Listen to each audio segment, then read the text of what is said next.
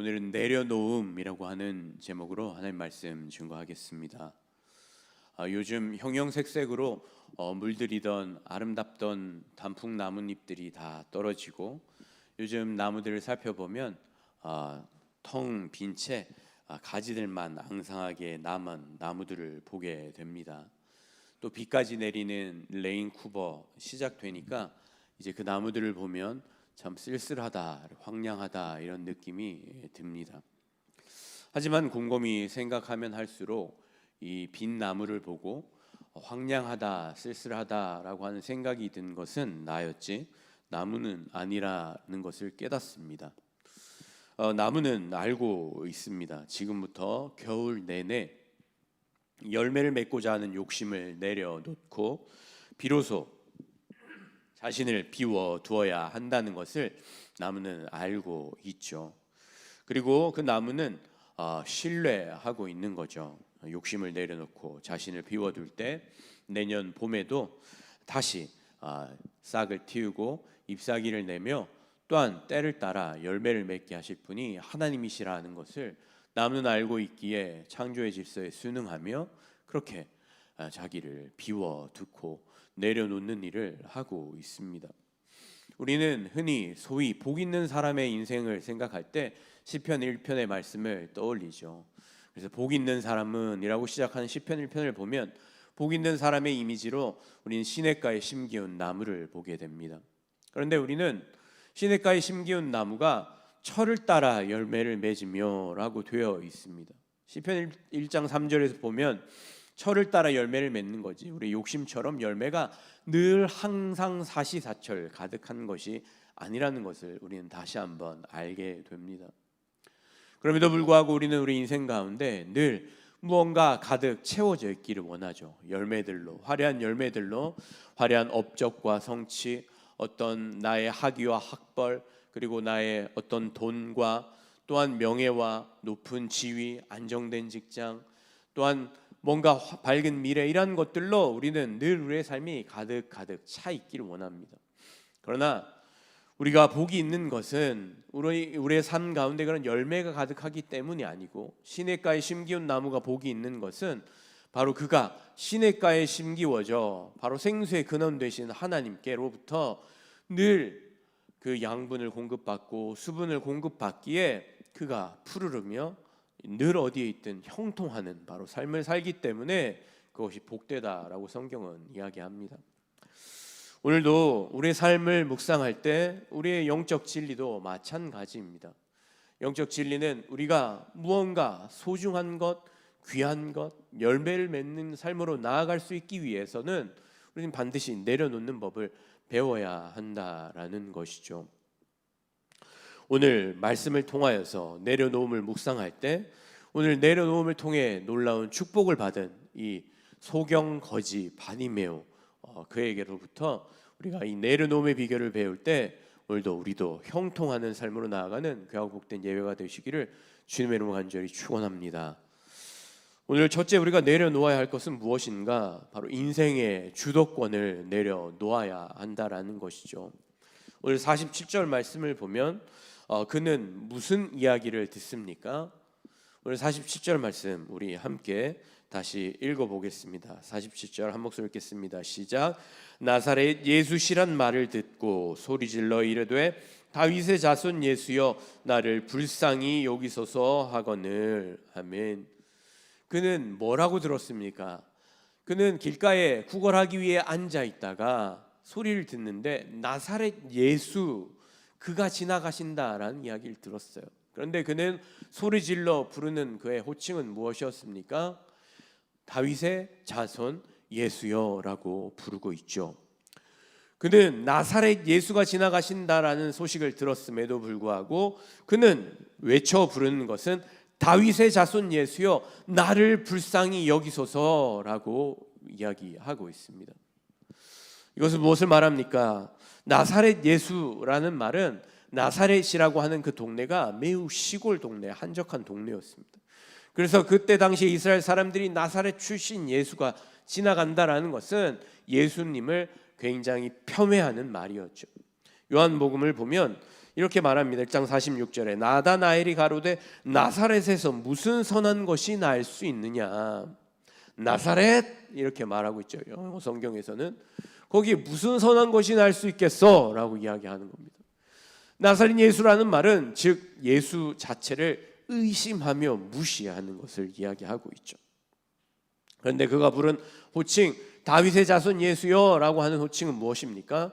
소위 구약 성경에서부터 메시아로 이 땅 가운데 오실 바로 그 그리스도 되신 구원자, 그의 호칭이 다윗의 자손 예수여 라고 하는 말입니다. 그는 나사렛 예수가 지나간다는 소식을 들었지만 그의 마음 가운데는 분명한 믿음의 확신을 가지고 예수님을 부르고 있어요. 다윗의 자손 예수여 나를 불쌍히 여기소서. 그에게는 믿음이 있는 것이죠. 삶의 주도권을 주님 앞에 내려놓으며 주님 앞으로 자기의 삶의 문제를 가지고 나아가고 있는 것입니다. 오늘도 우리가 믿음 생활을 하기가 힘든 이유가 무엇입니까? 우리의 실존의 존재 자체가 내우 외환의 위기를 겪기 때문이에요.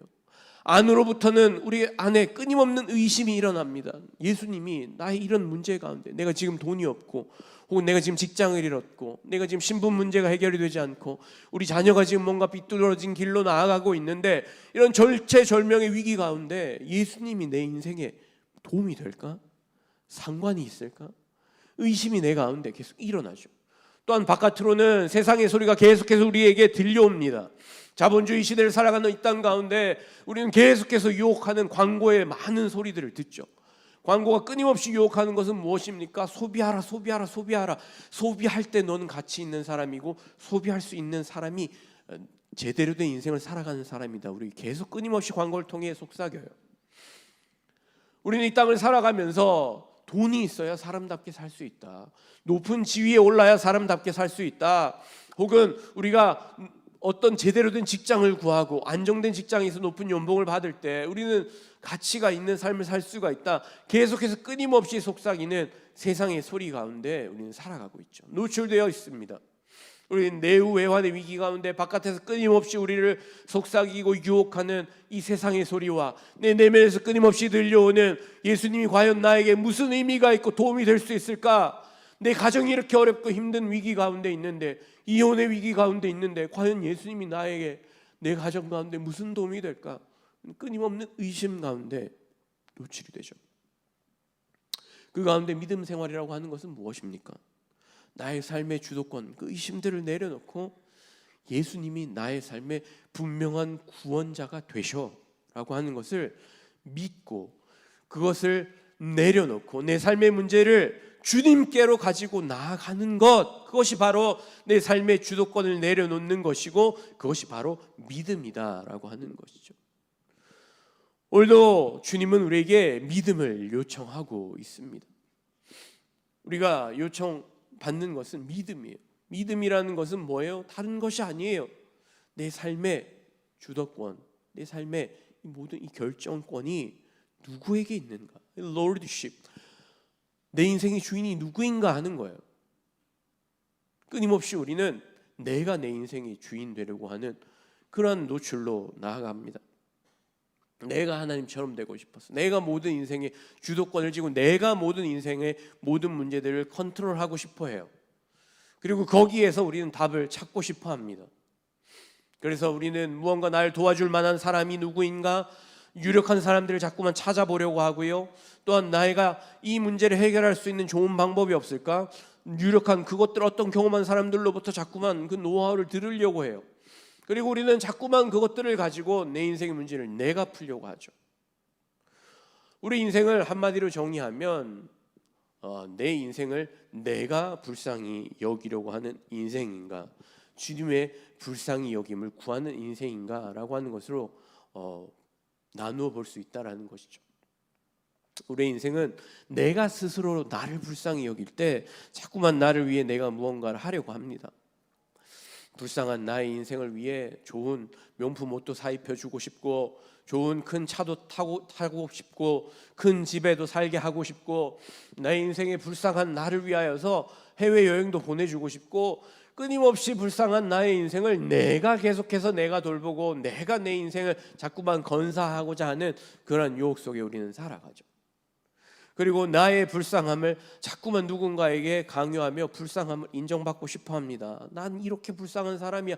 좀 나 불쌍함을 인정해줘. 나 이렇게 집에서 이렇게 수고하고 애쓰고 있는 거 몰라? 내가 이렇게 직장에서 일하고 애쓰며 수고하고 있는 거 몰라? 좀 알아줘.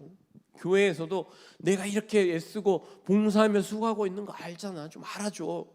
나 이렇게 불쌍한 사람이 나의 불쌍함을 자꾸만 알아달라고 강요하고 푸시하죠. 그런데 이렇게 하면 할수록 어떻게 됩니까? 우리 불쌍함을 나에게 자꾸만 호소하고 누군가에게 자꾸만 호소할 때 우리 인생의 문제가 잘 풀리기는커녕 오히려 더 문제가 돼요. 더 관계의 문제는 꼬여만 가고 너만 불쌍해? 야, 나도 불쌍하다. 점점 서로 힘들어지는 어려운 위기 가운데로 나아가는 게 우리 인생이에요. 우리가 긍휼을 구해야 할 대상은 누구입니까? 바로 예수 그리스도 그분이세요. 우리가 궁극적으로 긍휼을 구해야 할 대상은 바로 예수 그리스도 그분이시라는 거예요. 우리는 우리 인생의 주도권을 내려놓고 내가 나를 불쌍히 여기며 누군가로부터 자꾸만 불쌍히 여김을 받으려고 푸시하는 나의 이 모든 노력들을 내려놓고 우리는 주님 앞으로 나아가 주님의 긍휼히 여기심, 불쌍히 여기심을 구해야 한다라는 것이죠. 히브리서 4장 14절은 이렇게 말씀합니다. 그러므로 우리에게 큰 대제사장이 계시니 승천하시니 곧 하나님의 아들 예수시라. 우리가 믿는 도리를 굳게 잡을지어다. 우리에게 있는 대제사장은 우리 연약함을 동정하지 못하시리가 아니요 모든 일에 우리와 똑같이 시험을 받으신 이로되 죄는 없으시니라. 그러므로 우리는 긍휼하심을 받고 때를 따라 돕는 은혜를 얻기 위하여 은혜의 보좌 앞에 담대히 나아갈 것이니라. 아멘. 오늘도 우리를 긍휼히 여기시고 오늘도 때를 따라 돕는 은혜를 베푸시는 분 다른 그 누구 세상의 그 무엇이 아닙니다. 바로 예수 그리스도 그분이라는 거예요. 바로 오늘 맹인 거지 바디메오는 그는 비록 길가에 주저앉아 눈이 멀었고 또한 그의 생계를 연명하기 위해 누군가의 도움을 구걸할 수밖에 없는 거지였지만 그러나 그는 분명하게 알고 있는 것 그것이 있었어요. 믿고 있는 것이 무엇이었습니까? 내 삶의 이런 문제들, 내 운명과 같은 이 지독한 운명과 같은 눈이 멀고 거지가 되어 주저앉아 구걸할 수밖에 없는 것 같은 나의 인생 이 비참함들을 가지고 나아가 해결받을 수 있는 곳은 바로 주님 예수 그리스도시다. 그는 그것을 분명히 알고 믿었기에 소리질러 주님 앞에 그분이 지나가실 때 나의 모든 삶의 문제를 가지고 주님 앞으로 나아가 그분을 나의 삶에 개입시키고 있다라는 것입니다. 다윗의 자손 예수여 나를 불쌍히 여기소서. Have mercy on me. 나를 좀 불쌍히 여겨달라고. 우리가요 예수 그리스도의 그 불쌍함을 얻고 구하여 주님께 불쌍히 여겨지면요 우리의 모든 인생의 문제는 다 해결이 되는 거예요. 주님께서 그 긍휼하심을 얻게 하시고 때를 따라 돕는 은혜를 우리에게 베풀어 주시는 거예요. 우리가 누군가에게로부터 불쌍하게 좀 여겨달라고 누군가 바지가랑이 끄잡고 날 좀 불쌍히 여겨달라고 할 때 우리 인생은 해결되긴커녕 오히려 꼬여갈 때가 많아요. 그러나 주님의 불쌍하심을 구하고 주님께 우리를 불쌍하게 여겨달라고 그 긍휼을 구하는 삶이 되어져 주님의 불쌍히 여기심을 입으면요 주님께서 다른 사람들로부터도 때를 따라 다 불쌍히 여김을 받게 해주신 은혜를 베풀어 주신다라는 겁니다. 그러기에 우리가 구해야 할 것은 다른 그 무엇이 아니에요.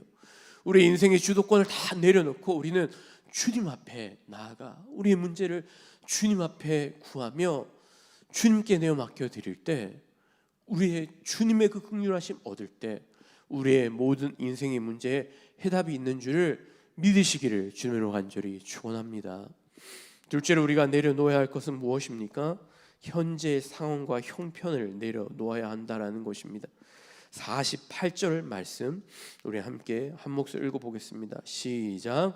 많은 사람이 꾸짖어 잠잠하라 하되 그가 더욱 크게 소리질러 이르되 다윗의 자손이여 나를 불쌍히 여기소서 하는지라. 아멘. 우리가 믿음으로 결단하고 주님 앞에 모든 문제를 내어 맡기고 나아가면 우리의 인간적인 기대는 뭐예요? 당장 그 문제가 해결이 되고 더 이상 나를 괴롭히던 모든 상황과 형편의 문제들이 다 없어지게 되기를 우리는 기대해요. 그것이 우리 인간적인 솔직한 마음입니다. 우리는 그런 마음을 가지고 믿음을 가지고 주님 앞에 나아가는 거죠. 그런데 우리가 생각하는 이 믿음의 방법과 때와 주님이 생각하시는 우리에게 필요한 방법과 때가 다를 수 있다라는 거예요. 때로 같으면 좋겠지만 같을 때도 있어요. 그렇지만 다를 때가 많아요.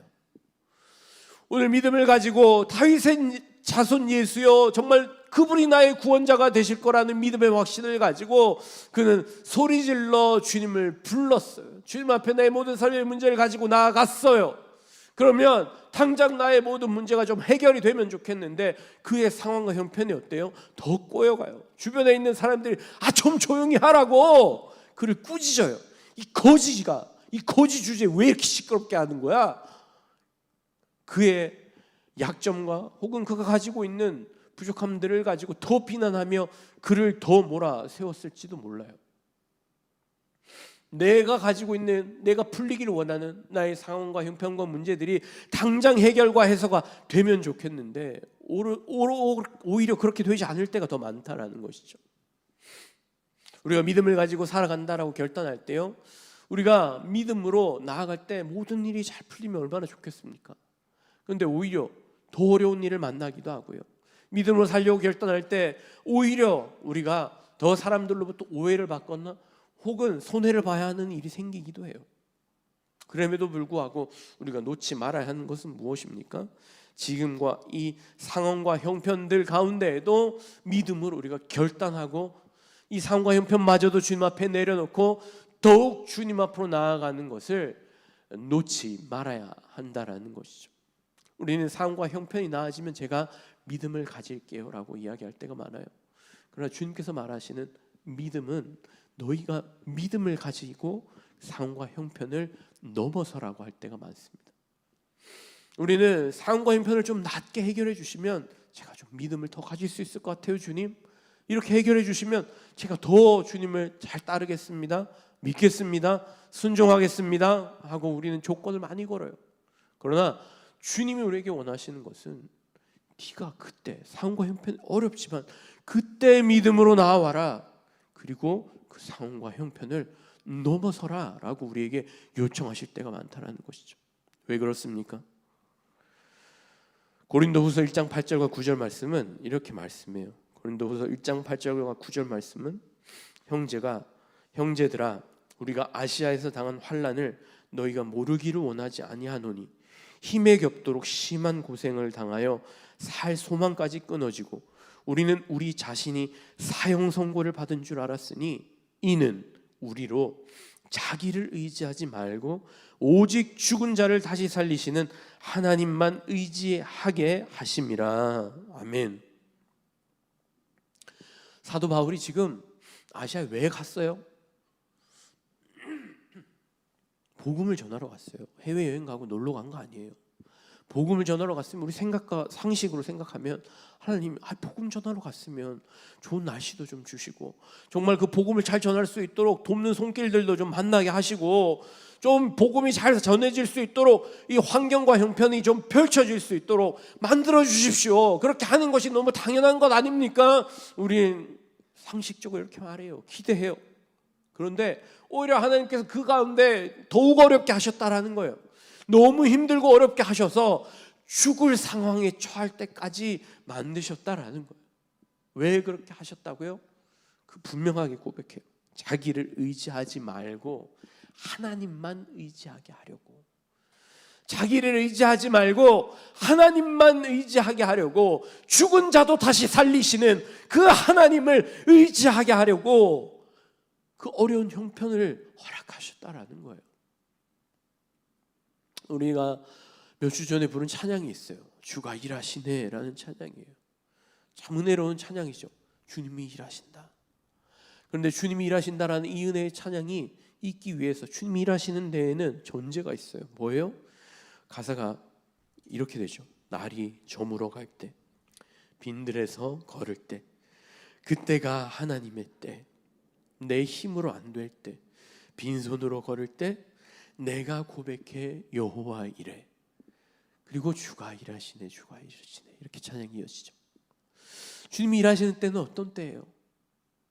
내가 내 힘으로 모든 것 다 할 수 있을 때, 내가 다 하고 나서 아유 내가 한 거야 라고 고백할 수 있을 때, 그런 여지를 주님께서 남겨두지 않으셔요.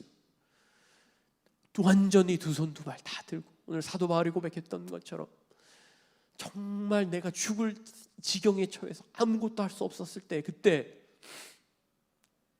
자기를 의지하지 않고 죽은 자도 다시 살리신 하나님만 의지하게 하려고 바로 주님께서는 우리에게 그런 때로 어려운 상황과 형편들을 허락하신다라는 거예요. 도저히 내 힘으로 해결할 수 없을 것 같은 문제, 가정의 문제, 관계의 문제, 혹은 직장의 문제, 경제적인 문제, 우리 신분의 문제, 우리 자녀들의 문제, 우리 진로의 문제, 모든 문제들을 이루기까지 건강의 문제, 때로 우리는 그런 문제들을 만남을 통하여서 하나님께서는 그 어려운 상황과 형편 가운데서도 그 문제 넘어서, 상황과 형편을 넘어서 하나님께로 나아오라, 믿음으로 그 상황과 형편을 뛰어넘어 그 문제를 해결하신 그 주님, 그리고 더 이상 문제가 문제되지 않도록 만드시는 그 주님을 우리가 만나고 경험하고 그 주님을 믿음으로 고백하도록 우리를 부르신다라는 것이에요. 사랑하는 성도 여러분, 오늘도 우리 삶 가운데 내 힘으로 도저히 해결할 수 없는 어려운 상황과 형편이 있습니까? 문제들이 있습니까? 그 모든 것마저도 내려놓으시고 주님 앞으로 더욱 나아가 나의 삶의 모든 문제들 주님께 맡기시기를 주님의 간절히 축원합니다. 세 번째로 우리가 마지막으로 내려놓아야 할 것은 무엇입니까? 가장 소중한 우리 우상을 내려놓아야 한다는 것입니다. 50절 말씀 함께 보겠습니다. 50절 말씀입니다. 함께 한 목소리로 보겠습니다. 시작. 맹인이 겉옷을 내버리고 뛰어 일어나 예수께 나아오거늘. 아멘. 그렇게 간절히 부르짖는 그 바디메오의 음성을 예수께서 들으셨어요. 그리고 그를 내버려 두라라고 말씀하시며 그를 나에게로 데려오라라고 주님께서 말씀하십니다. 그 맹인 거지 바디메오에게 사람들이 그 이야기를 전해주자, 그 이야기를 듣자마자 맹인 거지 바디메오는 겉옷을 내어버리고 주님께 뛰어 일어나 나아갔다라고 말씀하고 있어요. 겉옷을 내려놓았다라는 건 뭐예요? 겉옷이라고 하는 것은 거지에게 있어서 가장 중요한 거예요. 그의 전부라고 해도 과언이 아니에요. 이스라엘의 환경과 기후가 어땠습니까? 매우 낮에는 뜨거운 태양열로 덥지만 밤이 되면 차갑게 식어요. 광야와 같은 그 기후가 매우 추워집니다. 얼어 죽기 딱 좋아요. 그런 이 거지, 길거리에서 잠을 자야만 하는 거지에게 있어서 필수품이 바로 겉옷이에요. 겉옷이 이불의 역할도 하는 거예요. 풍천노숙하는 그에게 있어서 이게 표면 이불이 되고, 그가 덮으면 구걸하는 이 주머니가 되고, 또한 그가 가지고 있으면 그의 전 재산이라고 봐도 과언이 아닌 것이 그의 겉옷이에요. 예수님이 나에게 나오너라 라고 말씀하시자 그는 그의 전부인 바로 그 겉옷마저도 내어버리고 주님께로 뛰어나갔다라는 거예요. 하나님은 우리가 하나님께 나올 때 우리의 가장 소중히 여기는 그 우상을 내려놓고 주님 앞으로 나아오기를 기대하고 계세요. 우리가 가장 소중히 여기는 거지, 맹인 거지 바디메오에게 있어서 어찌 보면 그의 삶의 마지노선, 도저히 포기할 수 없는 그의 삶의 안전장치, 마지노선과 같은 그 겉옷을 내어버리는 것과 같이 오늘도 우리가 가장 소중히 여겨서 지금도 내가 그 근심과 걱정을 그칠 수 없는 그것을 주님께서 내려놓고 주님 앞으로 나오라라고 말씀하신다라는 것이죠. 우리가 소중히 여기는 것들이 많이 있어요. 어니스트 베커라고 하는 문화인류학자는 그가 쓴 저서에서 우리가 죽음을 알고 있는 우리 인간이 가장 많이 하는 일들이 있다. 죽음을 위한 프로젝트, 불멸을 위한 프로젝트들을 한다라고 그는 연구하여 책을 지었습니다. 그래서 이것으로 퓰리처상도 받았어요. 그런데 그는 그의 저서에서 인간이 유한한 한계를 느끼고 이 불멸을 향해 나아가기 위해 하는 여러 가지 프로젝트들이 있는데 그 중에 대표적인 것이 업적과 성취 그리고 자녀라는 거예요. 우리는 우리의 삶이 불안하고 죽음의 위협이 느껴지면 질수록 우리가 하는 것은 성공과 성취를 붙들어요. 이 가운데 우리가 살 수 있기 위해 이 세상 가운데 내가 안전하게 나의 삶을 지켜내기 위해 보호장치를 만들어요. 돈이 있어야 돼. 돈. 이 자본주의 사회에서는 뭐니 해도 머니지. 그래서 돈을 자꾸만 쌓아두려고 합니다. 또한 높은 자리에 올라가려고 해요.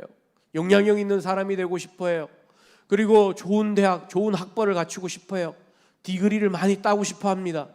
혹은 좋은 연봉을 받는 그런 직장 자리에 가고 싶어해요. 그리고 우리는 여러 가지 많은 업적과 성취들을 가지고 우리 삶을 자꾸만 안전장치들을 만들어 두려고 해요.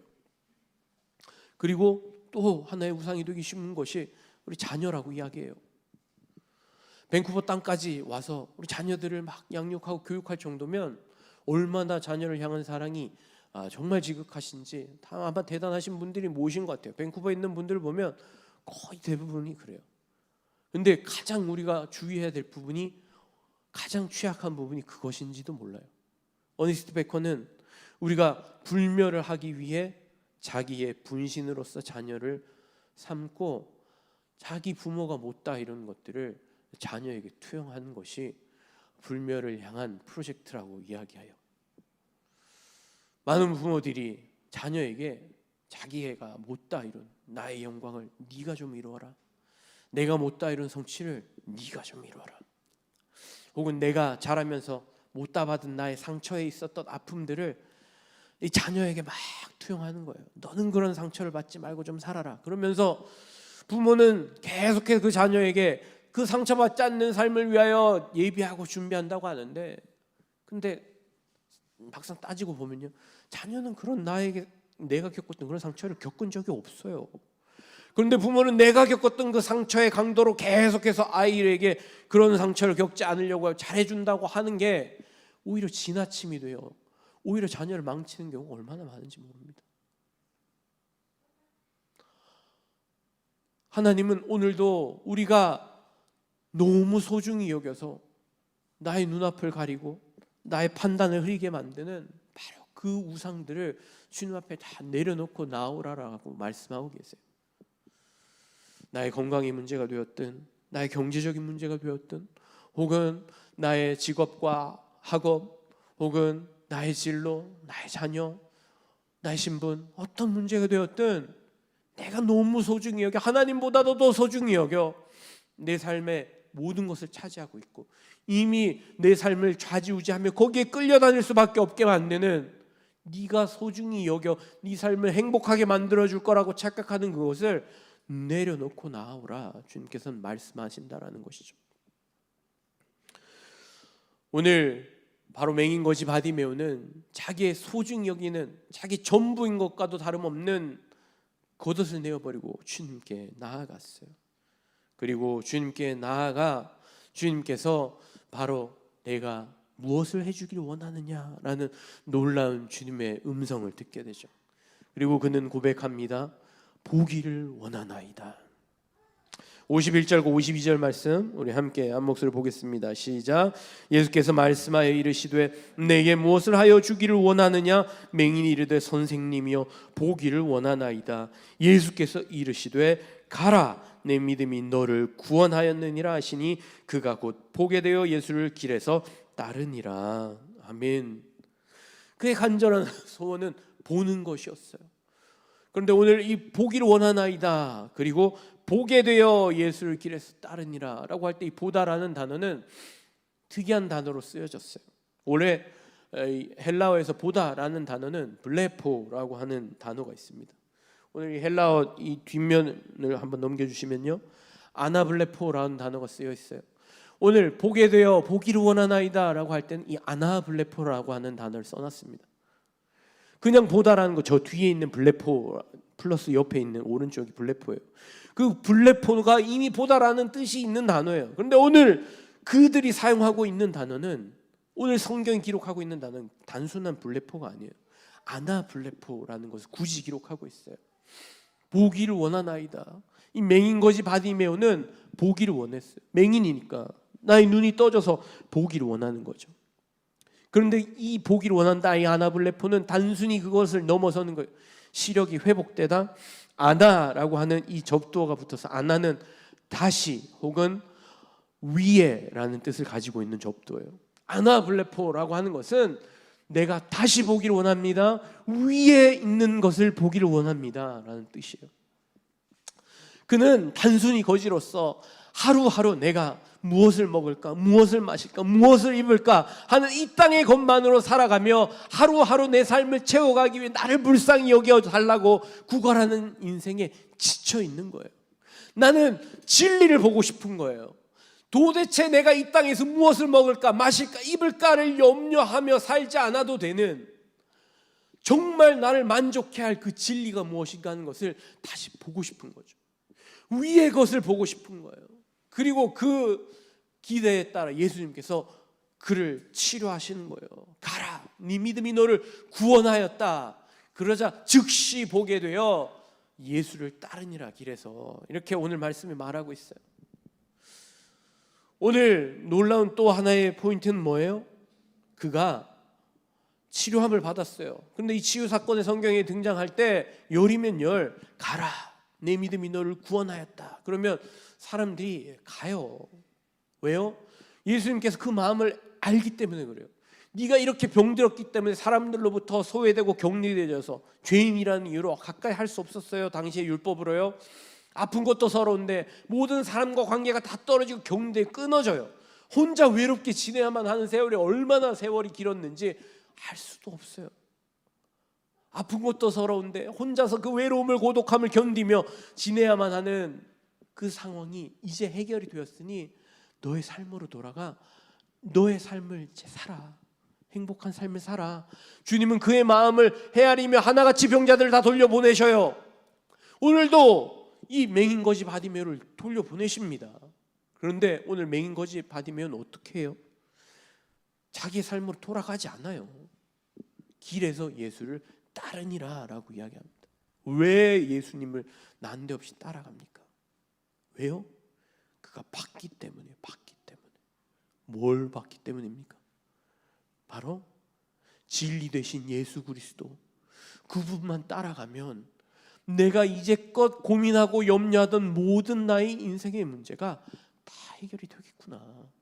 위에 있는 것을 보았기 때문에, 그는 예수만 따라가면 나의 모든 삶의 문제가 아무 걱정이 없겠구나라는 것을 보았기 때문에 모든 것을 버려두고 가라 하시는 주님의 명령에 불순종의 순종으로 오히려 예수님을 따라 나서고 있다라는 거예요.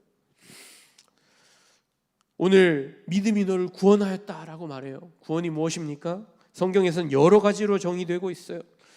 죽음의 위협 가운데 생명을 보존하게 된 것도 구원이고요, 종살이에서 해방된 것도 구원이고요, 아프던 몸이 낫는 것도 구원이고요, 영생으로서 영원한 천국에 들어가는 것도 구원이에요. 많은 것들이 다 구원이에요.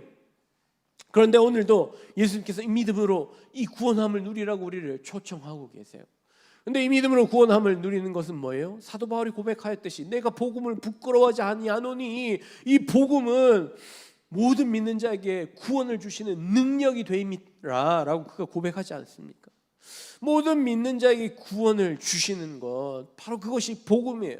오늘도 주님은 이 복음으로 우리를 초청하고 계신다라는 것이죠.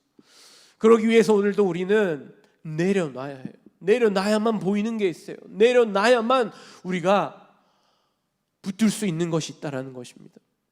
우리를 내려놓으라고 하는 것, 이미 내 인생이 많이 내려놨는데, 이미 내 인생이 광야와 같이 바닥을 기는 것 같은데 뭘 더 주님 내려놓으라고 하십니까? 라고 우리는 불평할 수 있어요. 그러나 아니에요. 맹인거지 바디메오도 내려놓을 게 아직 있어요.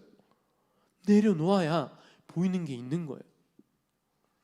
우리는 오늘도 우리가 열심히 살아가는 우리의 삶이 생명의 숲으로 인도하는 길이라 나아가지만 그것이 죽음의 늪이 되는지 우리는 분별할 수 있는 우리는 그런 안목이 우리 가운데 없어요.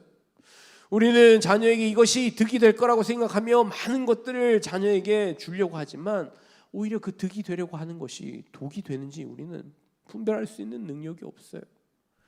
오늘도 우리의 삶에 무엇이 정말 나를 위한 길인지 우리는 판단할 수 있는 능력이 가운데 없어요.